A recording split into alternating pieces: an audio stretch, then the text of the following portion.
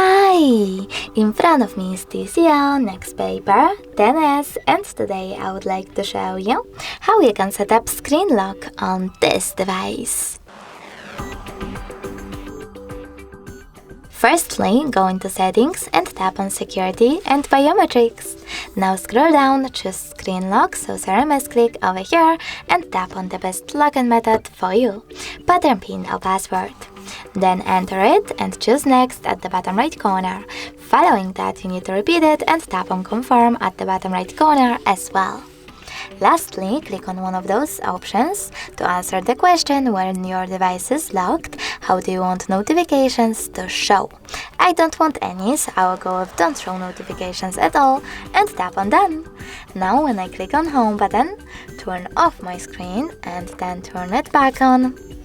As you can see, pattern is now required. Thanks so much for watching. If you enjoyed this video, don't forget to leave a like, comment and subscribe. Bye!